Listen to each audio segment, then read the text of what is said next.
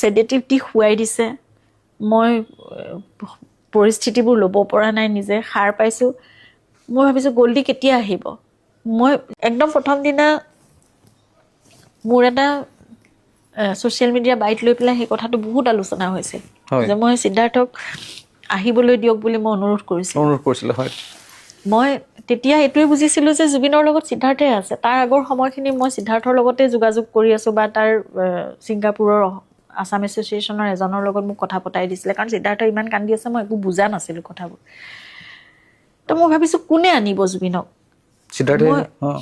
মই মোক সেডেটিভ দি খুৱাই দিছে মই পৰিস্থিতিবোৰ ল'ব পৰা নাই নিজে সাৰ পাইছোঁ মই ভাবিছোঁ গল্ডি কেতিয়া আহিব মই সেইটোৱে ভাবি আছোঁ যে কেতিয়া পাবহি মইতো দেখিব লাগে এতিয়া মই চাব লাগে কি হৈছিলে কি কথা পিছদিনা শনিবাৰ তাৰ পিছদিনা দেওবাৰ কৈছে সোমবাৰেহে আহি পাব ঘটনাটো হৈছে শুক্ৰবাৰে ইমান দিন কেনেকৈ মানে মোক কি কৰি থাকিব তেতিয়াহ'লে কেনেকৈ আহিব মই সেইটো কথাৰ কাৰণে এইটো কাৰণেই মই মানে আগপাছ মই ভবা নাই মই ভাবিছোঁ আনিব লাগিবতো সিদ্ধাৰ্থে কাৰণ সদায় ইয়াতো এনেকৈতো সিদ্ধাৰ্থে লৈ ফুৰে সিদ্ধাৰ্থৰ ওপৰতে সকলো কথা মেনেজ কৰে ডিপেণ্ড কৰে সেইবোৰ কথা ভাবিয়ে মই তেনেকৈ মই তেতিয়ালৈকেতো আমি এইবোৰ ভিডিঅ' দেখা নাছিলোঁ সেইবোৰ ভিডিঅ' ভণ্টিয়ে মই চাগে জুবিন আহিও গ'ল 21 তাৰিখে 23 তাৰিখে সোণাপুৰৰ গোটেই কামখিনিও হৈ গ'ল মই তাৰপিছতহে চাগে আমি দুজনীয়ে দেখিছোঁ তেতিয়াহে বুজিছোঁ যে মানুহজনক কিমান অৱহেলা কৰা হ'ল কিমান কষ্ট পালে মানুহজনে মানে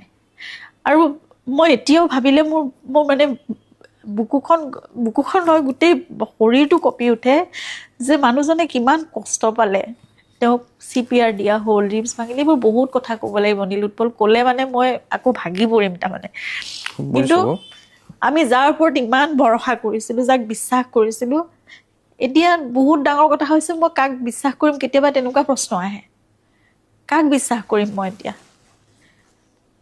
পৃথিৱীখনে বেলেগ হৈ গ'ল দেখোন আমাৰ কাৰণে কিন্তু জুবিনে মোক এইটোও কথা ঠিক যে সঁচা ৰূপবোৰ দেখুৱাই থৈ গ'ল মোক প্ৰটেক্ট কৰি থৈ গৈছে জুবিনে সিমানখিনিলৈকে মোৰ কাৰণে চিন্তা কৰিছে তাৰমানে তেওঁ কায়িকভাৱে নাই যদিও সেই আত্মাৰ শক্তিয়ে মোক কিন্তু প্ৰটেক্ট কৰি থৈ গৈছে সেই মানুহবোৰ আঁতৰাই থৈ গৈছে মোৰ ওচৰৰ পৰা যিটো আত্মিক সম্পৰ্কৰ কথা আপোনালোকে পাতিছিলে জুবিনদাৰ জীৱিত কালত সেইটো কথাই মই ক'ম সেই মানুহখিনি আমাৰ ঘৰৰ মানুহখিনি তেওঁ নিজৰ মানুহখিনিৰ ওচৰৰ পৰা আঁতৰাই থৈ গৈছে আৰু সেই মানুহখিনি আমি মুখামুখিয়ে হ'ব লগা নহ'ল তাৰমানে এনেকুৱা ধৰণে আঁতৰাই থৈ গৈছে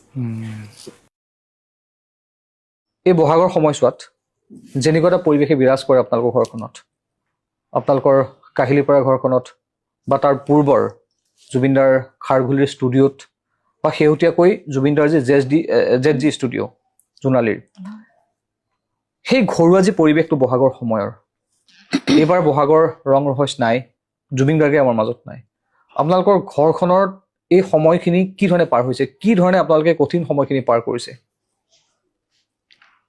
সেয়া গোটেই অসমেই অনুভৱ কৰিছে কিবা এটা শূন্যতা কিবা এটা নহয় চাৰিওফালে শূন্যতাই মাথো আৰু বহাগ বুলিয়ে নহয় যোৱা ছেপ্টেম্বৰৰ সেই অভিশপ্ত দিনটোৰ পৰা বহুকেইটা উৎসৱ পাৰ হৈছে আৰু প্ৰতিটো উৎসৱেই একেবাৰে সেমেকা এতিয়া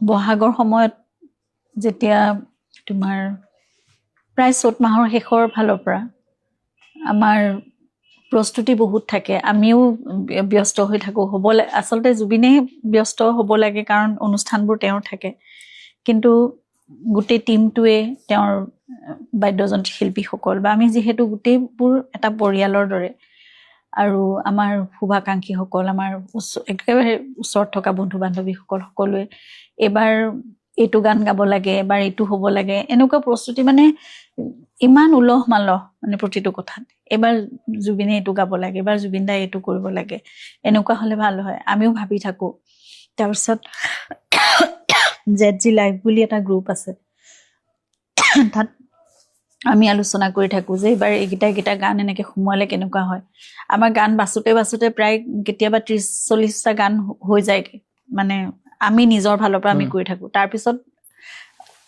মানে আচল সিদ্ধান্তটো জুবিনেই লৈ গৈ কিন্তু আমি নিজৰ ফালৰ পৰা কৰি থাকোঁ সেয়া চ'ত মাহমানৰ পৰা আৰম্ভ হয় আৰু মই তেওঁৰ কাৰণে যিহেতু অনুষ্ঠান থাকে 30-40খনমানটো অনুষ্ঠান অতি কমেও থাকে, গতিকে সেইমতে কাপোৰ কিনা আৰম্ভ কৰোঁ, চিলোৱা আৰম্ভ কৰোঁ বা কিনিবলৈ আৰম্ভ কৰোঁ, জুৱেলাৰিজ তেনেকৈ। আৰু যিহেতু মানুহজন খুব ফেশ্বনেবল, অলপ আচৰিত ধৰণৰ বস্তুবোৰো তেওঁ মানে ব্যতিক্ৰমী বস্তুবোৰ পিন্ধি বা তেওঁ তেনেকৈ ষ্টাইল কৰি ভাল পায়। কিবা অনলাইন দেখিলোঁ, মই মানে সেইবোৰ সংগ্ৰহ কৰাত লাগি যাওঁ। তাৰপিছত 1.5-2 মাহৰ যিহেতু এটা প্ৰস্তুতি থাকে, গোটেই অসমখন ইমূৰৰ পৰা সিমূৰলৈ আমি ঘূৰি ফুৰোঁ। তাৰ উপৰি 2টামান বাহিৰৰ প্ৰগ্ৰেমো থাকে আৰম্ভণিতে, গতিকে সেইখিনি লৈ অসম এছ'চিয়েশ্যন তেওঁলোকে মানে তেনেকৈ আয়োজন কৰে। গতিকে সেইখিনি হৈ যোৱাৰ পিছত 12-13 তাৰিখমানৰ পৰাতো অসমত আমাৰ একদম একেলেঠাৰিয়ে আমি গোটেই অসমখন ঘূৰি ফুৰোঁ। গতিকে সেই মানে তোমাৰ ইমান এটা উৎসাহ থাকে, এইবাৰ সকলো শূন্য, ইমান নিস্তব্ধতা, মানে সহ্য কৰিবলৈ বহুত কষ্ট। আৰু বিহুৰ সেই সময়খিনিত সকলোৱেতো লিখিও আছে, ছ'চিয়েল মিডিয়াতে হওক সকলোৱে কৈ আছে। আৰু মই মানে বহু দিনৰ পৰা আচলতে মোৰ কি হৈছে, যোৱা 7 মাহ ধৰি মই তেওঁৰ প্ৰথম ইমান এনেকৈ ভবা নাছিলোঁ যে মই ভাবিছিলোঁ যে সংগীতে মোৰ এটা সময়ত গৈ শক্তি হ'ব। মই জুবিনৰ সংগীতৰ লগত, তেওঁৰ সৃষ্টিৰাজিৰ মাজত মই থাকি যাম আৰু। কিন্তু মই আজি যোৱা 7 মাহে গানেই শুনিব পৰা নাই তেওঁ, যিটো মোৰ আটাইতকৈ ডাঙৰ শক্তি হ'ব লাগে, সেই শক্তি মই হেৰুৱাইছোঁ মানে। আৰু সংগীত অবিহনে জুবিন কেনেকৈ হ'ব পাৰে? মই যদি তেওঁক বিচাৰিও থাকোঁ আৰু মই তেওঁৰ গান শুনিব নোৱাৰোঁ, তেতিয়াহ'লে সেই একেবাৰে দুটা বেলেগ পথত মই মানে নিজে নিজৰ মাজত এটা কনফিউজনত জীয়াই আছোঁ, তেনেকুৱা হৈ আছে মোৰ সময়বোৰ। তাৰপিছত ক'ৰবাত গান বাজিলেও মই মানে শুনিব নোৱাৰোঁ, মই দুৱাৰ খিৰিকী বন্ধ কৰি দিওঁ, নহ'লে বা মই ঘৰখনৰ পৰা ওলাই গুচি যাব লগা হয়, তেনেকুৱা হয়। মই ইমানেই মোৰ কষ্ট হয়, আৰু মই ইমান মানসিকভাৱে মোৰ মানে মই জনা নাছিলোঁ মানুহৰ মেণ্টেল হেল্থটোৱে ইমান বেছি প্ৰভাৱ পেলাই জীয়াই থকাত। ইমান পেনিক এটেক, ইমান ছাফোকেশ্যন, ইমান কষ্ট মই যোৱা 7 মাহত পাইছোঁ, বাৰে বাৰে হস্পিটেলাইজ হ'ব লগা অৱস্থা। মই নিজকে কেতিয়াও ভবা নাছিলোঁ মই এনেকুৱা মানে মোৰ ভিতৰত এনেকুৱা দুৰ্বলতা আহিব বুলি কেতিয়াবা, কাৰণ মই ইমান পজিটিভ এজনী মানুহ। আৰু জুবিনৰ লগত থাকি মই তেনেকৈ শিকিছিলোঁ যে সকলো বস্তু খুব পজিটিভ। মই হাঁহি থাকিয়ে ভাল পাওঁ, সকলো কথা পজিটিভলি লৈ ভাল পাওঁ, কাৰণ এজন বিৰাট পজিটিভ মানুহৰ লগত মই আছিলোঁ। গোটেই কথাবোৰ সলনি হৈ গ'ল, নিজৰ মাজৰ সেই পৰিৱৰ্তনবোৰ মই নিজে মই বুজি নোপোৱা হৈ গ'ল, নিজক চিনি নোপোৱা নিচিনা হৈ গ'ল, নিজৰ লগত নিজে অচিনাকি হৈ গ'লোঁ, মোৰ পৃথিৱীখনৰ লগত মই। তাৰপিছত বিহু যেতিয়া আহিলে মই খুব ভয় খাইছোঁ। মই ভাবিছোঁ কেনেকৈ মই জীয়াই থাকিম? চাৰিওফালেতো জুবিনৰ গান বাজিব, নাহৰ বুলি চিঞৰিব, চাৰিওফালে বিহু আহিব, অনুষ্ঠানবোৰ হ'ব, মই ক'ত থাকিম? মই কেনেকৈ অসমখনৰ পৰা পলাম? মই তেওঁৰ লগত সদায় কথা পাতোঁ, তেওঁক মই সদায় কওঁ। আৰু প্ৰথম দিনাখনো মই গৰু বিহুৰ দিনাখন তেওঁক যেতিয়া জুবিন ক্ষেত্ৰত বহাগৰ 1 তাৰিখে আছিলে, তেওঁ 7মহীয়া তিথিটো পৰিছিলে। সেইকাৰণে আমি কি কৰিলোঁ, ঘৰৰ সকলোৱে মিলি আমি ভাবিলোঁ, বা ফেন ক্লাব বা বন্ধু বান্ধৱ যিখিনি গৈছে, আৰু আমি ভাবিলোঁ যে গৰু বিহুৰ দিনাখনে আমি তেওঁলৈ জলপান এভাগ আগবঢ়াই আহোঁ, তাত সেৱাটো কৰি আহোঁগৈ সোনকালে। তেনেকৈ গ'লোঁ। সেই দিনটো মোৰ কাৰণে বহুত কষ্টৰ দিন এটা আছিল, মই বহুত বেয়াকৈ ভাগি পৰিছোঁ। আৰু তাৰপিছত 1 তাৰিখে আমি নিয়মখিনি যিখিনি কৰিব লাগে সকামৰ, সেইখিনি কৰিলোঁ। মই সদায় এসাঁজ ভাত ৰান্ধি দিওঁ প্ৰতিমাহে, সেয়া আগবঢ়োৱা হয়। সেইখিনি বৰ আগ্ৰহেৰে কৰোঁ। মোৰ এনেকুৱা লাগে সেই সাঁজ ভাত যেন তেওঁ সঁচাকৈ খাবলৈ আহিব, মই তেওঁ ভাল পোৱা বস্তুবোৰ ৰান্ধোঁ। কিন্তু তাৰপিছতে মই সত্যটোৰ সন্মুখীন হ'ব লগা হয় যে সেইখিনি নদীৰ পাৰতহে আগবঢ়াই থৈ আহিব লাগিব, পিণ্ড দিয়াৰ নিচিনাকৈ সেইবোৰ নিয়ম হ'ব লাগিব। যেনেকৈ যি নহওক, সেই দিনটোৰ মই তেওঁৰ লগত বহুত কথা পাতিছোঁ। ইমান মানুহ আহিছে, কিন্তু তাৰ মাজে মাজে মই অনবৰতে তেওঁৰ লগতে কথা পাতি আছোঁ যে তুমিতো কৈছিলা শেষ বুলিলেতো শেষ নহয়, আকৌ আৰম্ভ হয়। মোৰ জীৱনৰ বা আমাৰ জীৱনৰ সেই একাত্ম হৈ থকাৰ আমাৰ যাত্ৰাটো এইখিনিতে কি শেষ হ'ল নেকি? ইয়াৰ পিছত মই কি কৰিম তেতিয়াহ'লে? মই কেনেকৈ জীয়াই থাকিম তেতিয়াহ'লে? তেওঁৰ লগত মই তেনেকৈ কথা পাতি আছোঁ, মোক কিবা এটা উত্তৰ দিয়া, মই কেনেকৈ আগবাঢ়িম। আৰু আমাৰ জীৱনটো মই তেওঁক যেতিয়াৰ পৰা লগ পাইছোঁ সেই 30টা বছৰে সংস্কৃতিৰ কথা, মানুহৰ কথা, সমাজৰ কথা, প্ৰকৃতিৰ কথা, নতুন প্ৰজন্মৰ কথা, তেনেকেইতো আমি গৈছোঁ। সকলো সৃষ্টিমুখী, সকলো সমাজমুখী এটা জীৱন লৈ মই জীয়াই আছোঁ। সেইদিনাখনে তেতিয়া এনেকে হঠাৎ এটা উত্তৰ যেন আহিল, লতাশিলত যন্ত্ৰ, জুবিনৰ গোটেই বেণ্ডটো, তেওঁ বাদ্যযন্ত্ৰী শিল্পীসকল। মই সেই ছেপ্টেম্বৰ মাহতে তেওঁলোক যেতিয়া আহি আছিল ঘৰলৈ, তেতিয়াই মই তেওঁলোকক এটা অনুৰোধ কৰিছিলোঁ যে তোমালোক সদায়, আমি যেনেকে এটা পৰিয়াল হৈ আছোঁ, এই পৰিয়ালটো কেতিয়াও যাতে ভাগি নাযায়, আমি যাতে সদায় থাকোঁ একেলগে। তোমালোকক যাতে মই সদায় একেলগে যেনেকে পাইছিলোঁ আগতেও তেনেকে যাতে মই পাব পাৰোঁ, নহ'লে মোৰ চব হেৰাই যাব তাৰমানে। আৰু তেওঁলোকেও মোৰ কথা মানি বুলিয়ে মই নকওঁ, তেওঁলোকেও তেনেকেই বিচাৰিছিল আচলতে ভিতৰৰ পৰা, নিজৰ অন্তৰৰ পৰা। সেইকাৰণে তেওঁলোকে যন্ত্ৰ বেণ্ডটো তেওঁলোকে এতিয়া মানে সেইটো তেওঁলোকে গঢ় দিলে, তেওঁলোকে নিজে ৰিহাৰ্চেল কৰিলে, ওলাই গৈছে আৰু বহুত সমাদৃত হৈছে এতিয়া মানুহৰ মাজত। জুবিনক ট্ৰিবিউট কৰি সকলোবোৰ তেওঁলোকে অনুষ্ঠান এনেকে ইমান ধুনীয়াকৈ ডিজাইনটো কৰি লৈছে। প্ৰথম আৰম্ভণিটোতে যেন জুবিনৰ গোটেই সত্তাটোক আনি পেলাই তেওঁলোকে মঞ্চখনত প্ৰথমতে মানে সংস্থাপন কৰি লয়, তাৰপিছতহে তেওঁলোকে আৰম্ভ কৰে, তেনেকুৱা ধৰণে। তাৰপিছত ভণ্টি, মমন, পামি আৰু মই আমি কথা পাতিলোঁ যে আমি যন্ত্ৰটো চাবলৈ যাবই লাগিব। আৰু লতাশিল বিহুৰ পৰা মোক আচলতে আমন্ত্ৰণো জনাইছিল ৰাজা বিষয়া ডাঙৰীয়া, তেওঁলোকে নিজে আহি মোক নিমন্ত্ৰণ জনাইছিল। গতিকে সেইদিনাখনে মিলি গ'ল, তেওঁলোকৰো প্ৰগ্ৰেম আছিল। প্ৰথম দিনা মই নগ'লোঁ বাৰু, কিন্তু সেইদিনাখন লতাশিল বিহুত প্ৰথম গ'লোঁ যন্ত্ৰৰ লগত। মই জুবিনক পাম বুলিয়ে গৈছোঁ তাত, মই জানো তেওঁলোকৰ মাজত জুবিন থাকিবই, মই সেই বিশ্বাসেৰে গৈছোঁ। আৰু সঁচাকৈয়ে তেওঁলোকে মোক এনেকেই মানে লৈ গৈছে যে গাড়ীখনো মই জুবিনৰ প্ৰগ্ৰেমত গ'লে যেনেকৈ সুমুওৱা হয় তেনেকৈ গৈছোঁ। পিছফালৰ পৰা মঞ্চৰে তেওঁলোকে মোক উঠাই আনি, মই যেনেকৈ তেওঁলোকৰ পিছফালে বহোঁ, ৰাজাৰ পিছফালে মই সাধাৰণতে বহোঁ সেই জেগাখিনি। তুমিতো পাইছাই, যোৱা বছৰ তোমালোকৰ কলাইগাঁৱতো আমি প্ৰগ্ৰেম কৰিছোঁ গৈ, একেলগে আমি গোটেই ৰাতিটো আছোঁ, জুবিনৰ মানে অনুষ্ঠান আমি একেলগে আছোঁ। তেনেকেই মোক বহাইছেগৈ। তাৰপিছত আৰম্ভ কৰিছে সন্মান জনাই জুবিনৰ প্ৰতি। মোৰ এনেকুৱা লাগিছে গাই আছে ৰূপমে, মই প্ৰথমতে যেতিয়া তোমাক দেখা পালে সপোন জাগি উঠে বুলি মন যায় গীতটো আৰম্ভ কৰিছে। মানে মই কান্দোনত, মই ভণ্টি আমি সকলো কান্দোনত ভাগি পৰিছোঁ দেই। প্ৰথমতে মই পৰা নাই, মই গান শুনিব যিহেতু পৰা নাছিলোঁ, কিন্তু লাহে লাহে লাহে মই নাজানো কেলে এনেকুৱা লাগিলে মঞ্চখনত সেই নটিশ্যন ষ্টেণ্ডডালৰ সন্মুখত, মাইক্ৰফোনটোৰ সন্মুখত জুবিনে আছে, জুবিনে গাই আছে, তাত সম্পূৰ্ণ মই জুবিনৰ গোটেই সত্তাটো, অস্তিত্বটো মই সম্পূৰ্ণ অনুভৱ কৰিছোঁ। মানে মই অকল তেওঁক চুব পৰা নাই, মই স্বচক্ষে তেওঁক দেখা নাই, কিন্তু গোটেই সত্তাটো মই তেওঁক অনুভৱ কৰি আছোঁ। আৰু মই লাহে লাহে লাহে লাহে কষ্ট কৰি হ'লেও মই 4-5টা গান শুনিলোঁ। মই সেইদিনা গাই আছে ৰূপমে, কিন্তু জুবিনৰ গীতবোৰে মই শুনিব পাৰিলোঁ সেইদিনাখন। কেনেকে পাৰিলোঁ, কেনেকে শক্তি দিলে সেইখিনি জুবিনে, মই নাজানো। মানে জুবিন দা গুচি যোৱাৰ দিন ধৰি আপুনি লতাশিল বিহুখনলৈ জুবিন দাৰ গান শুনিব পৰাই নাছিলে?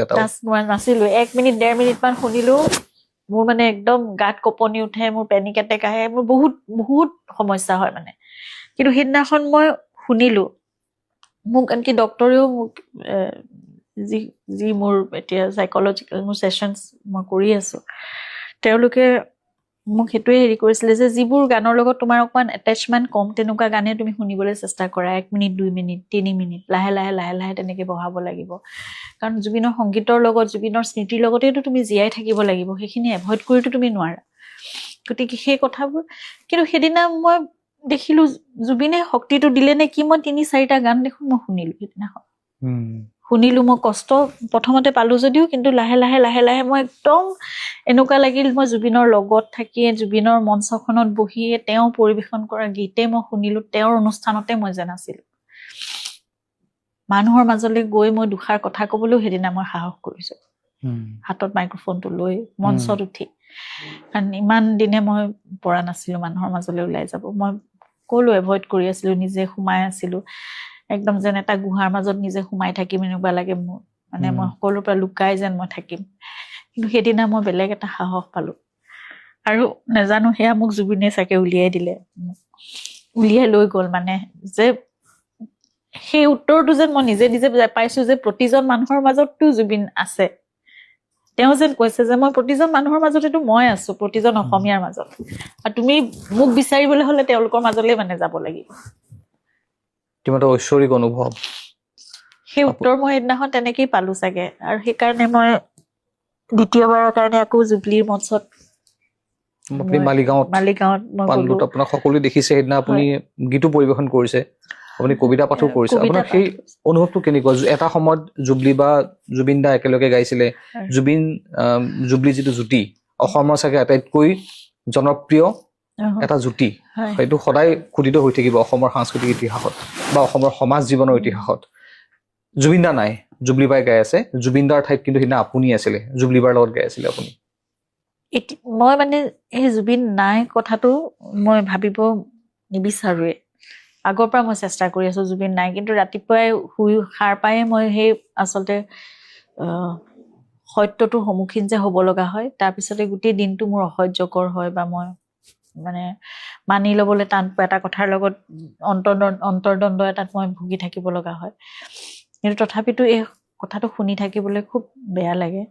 এতিয়া সেইদিনাখন কি হ'ল, মই লতাশিলৰ পৰা অহাৰ পিছত তেওঁলোকে যন্ত্ৰৰ আমাৰ গোটেইখিনিয়ে মানে পাৰ্থ, ৰাজা, দীপকেশ, প্ৰিয়াংকু, ঋষভ, অঞ্জন সকলোৱে মানে তেওঁলোকেও খুব ভাল পালে মই যে আমি গ'লো কাৰণে, আৰু আহিবা লৈ যাম তোমাক লৈ যাম লগত। আগৰ পৰাই কৈ আছে দেই, প্ৰিয়াংকুহঁতেও কথা পাতি থাকে যে ওচৰত প্ৰগ্ৰেম হলে লৈ যাম আপোনাক এনেকে। মোৰো সেইদিনাখন এনেকুৱা লাগিলে যে মই যাব লাগে, মই গ'লে মই জুবিনক পাম, গতিকে মই যাব লাগিব। কিন্তু মই গৈ কৰিম কি?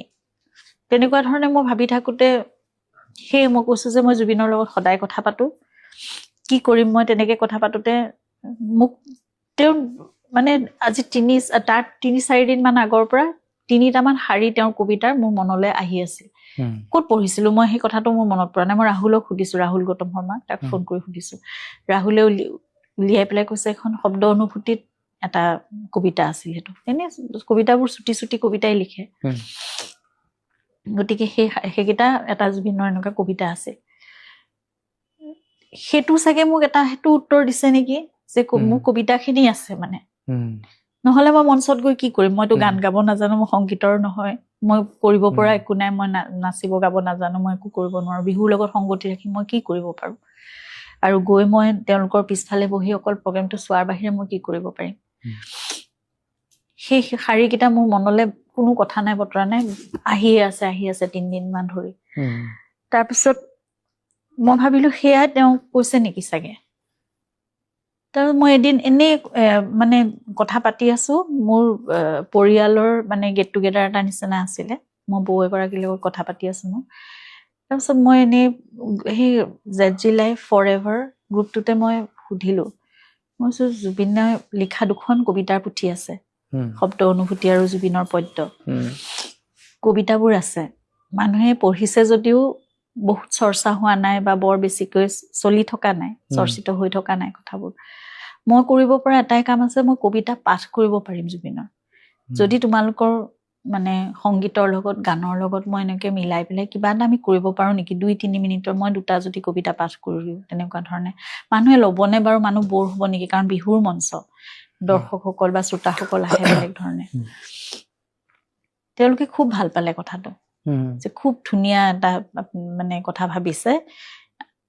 জুবিনদাৰ আমি যিহেতু জুবিনদাৰ সৃষ্টি বা জুবিনদাৰ কৰ্মৰাজিকে আমি যিহেতু সকলো উপস্থাপন কৰিছো, আমি চেলিব্ৰেট কৰিবলৈ চেষ্টা কৰিছো, বা সেয়াই ৰাইজৰ আগত আমি বজাইছো, গাইছো, সকলো কৰিবলৈ চেষ্টা কৰিছো। গতিকে জুবিনৰ কবিতা তাত কিয় থাকিব নোৱাৰে?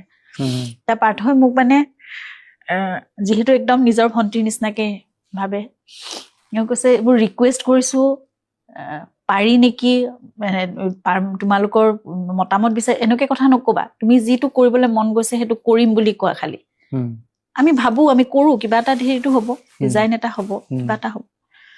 মানুহে বেয়া লাগিলে বেয়া লাগিছে বুলি কব, ভাল লাগিছিলে ভাল লাগিছে বুলি কব, শুনিব। মন নগলে যদি বেয়া পায় তেতিয়া নুশুনিব, কৰাচোন, কৰি চোৱা। তাৰপিছত তেনেকে 2-3টা কবিতা, 2-3টা গানৰ লগত এনেকে ভাবিলো। কিন্তু এতিয়াও আমাৰ ডিজাইন কৰা হোৱা নাই, আমি কৰিম মানে, কথাটো ভাবি আছো, আমি ভালকে ভাবিম। সেইটো হয়তো সৰু ছেগমেণ্ট এটা আমি তেনেকে কৰি ল'ম ছন্দ কথা আৰু সুৰ মিলাই পেলাই তাৰপিছত এই কথাটো শুনি জুবলিয়ে মোক লগে লগে সেইদিনাখন জুবলি প্ৰগ্ৰেমে আছিলে আমি একো প্লেন কৰা নাছিলো মাত্ৰ জুবলিয়ে মোক কৈছে মোৰ গানৰ লিষ্ট এয়া গল্ডিদাৰ এইকেইটা গান মই গাওঁ ইয়াৰ লগত তুমি মিলাই বা তোমাৰ যদি বেলেগ কবিতা তুমি ভাবিছা সেই গানটো মই উঠাই ল'ম লাগিলে তুমি ব'লা মোৰ লগত তেনেকেই গ'লো জুবলিৰ হাজবেণ্ড অমিতাভেও বহুত জোৰ দিলে বৌ যোৱা কৰি চোৱাচোন তুমি নোৱাৰিলেও নাই একো নাই তুমি মাত্ৰ মাইক্ৰফোনটো হাতত লৈ চোৱা তুমি থিয় হৈ চোৱা মঞ্চখনত আৰু সেইটোৱে মানে হ'লগৈ মালিগাঁও বিহুত যেতিয়া আপুনি মালিগাঁও বিহুখনত জুবলিবাৰ সৈতে গানটো গুণগুণাই আছিলে গাইছিলে যেতিয়া গানটো সাধাৰণতে কি হৈছিলে আগতে আপুনি কৈছে সকলোৱে জানে যে আপুনি ষ্টেজৰ জুবিনদাৰ পিছফালে বহি থাকে সন্মুখত দৰ্শকে ৰাইজে জুবিনদাৰ গান শুনি নাচি থাকে আনন্দ ফূৰ্তি কৰি থাকে জুবিনদা মানে বহাগ জুবিনদা মানে যেনেকে আমি কওঁ অসম বুলি বহাগ বুলি ক'লে জুবিনদা জুবিনদা বুলি ক'লে বহাগ এতিয়া জুবিনদাৰ অনুপস্থিতিত কায়িকভাৱেহে নাই কিন্তু মানুহজন আছে আমাৰ মাজত আছে জুবিনৰ সত্তা জুবিনৰ অস্তিত্ব ক'তো নাই কেতিয়াও নেহেৰাই আৰু জুবিনে অসম এৰিতো যাব নোৱাৰে ন কেতিয়াও মানুহখিনিৰ মাজত সদায় থাকিব যিজন মানুহে এৰি থৈ আহিছিলে বলিউড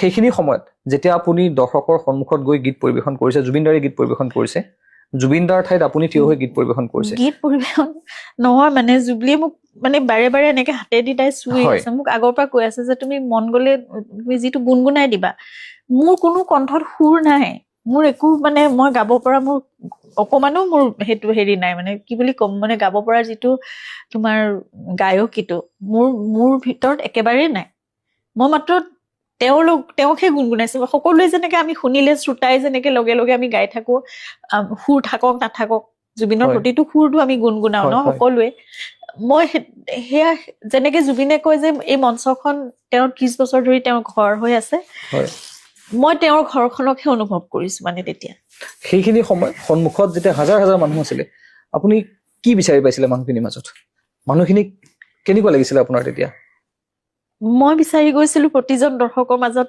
যিহেতু অকমান অকমান হলেও জুবিন আছে গতিকে মই জুবিনক বিচাৰি পাম তেওঁলোকৰ মাজত কিন্তু তাত গৈ মই এটা অনুভৱ কৰিলো যে মই যেতিয়া মঞ্চখনত থিয় হৈছো সকলোৱে লতাশিল বিহুটো দেই থিয় হোৱাৰ লগে লগে জয় জুবিন দা তেওঁৰ নামটো উচ্চাৰিত হোৱাৰ লগে লগে তাৰমানে যেতিয়াই ঘোষিকাই তেওঁৰ নামটো উচ্চাৰণ কৰিছে বা মই গৈছো বুলি তেওঁলোকে গম পাইছে এনেকুৱা হৈছে মানে জুবিনক যেন তেওঁলোকে সন্মুখত পাইছে সকলোৱে যেন এনেকুৱা এটা ঘোষণা শুনিছে যে জুবিন গাৰ্গ আহি আমাৰ মাজত উপস্থিত হৈছে এনেকুৱা ধৰণৰ এটা মানে তেওঁলোকৰ ভিতৰত উৎসাহ বা বিশ্বাস কি আহিছে নাজানো সকলোৱে জুবিন দা জয় জুবিন দা এনেকুৱা ধৰণৰ ধ্বনি এনেকুৱা ধৰণৰ মানে নিজৰ উল্লাস বা এনেকুৱা অনুভৱ এটা তেওঁলোকৰ মাজত মই দেখিলো সেইটো মানে আমাৰ দুয়ো পক্ষৰ মাজৰ পৰা এনেকুৱা হ'ল যে দৰ্শকে চাগে মোৰ মাজত অকমান হলেও জুবিন ক'বাত দেখা পালে আৰু মই তেওঁলোকৰ মাজত সম্পূৰ্ণ জুবিনক মই পাইছো মানে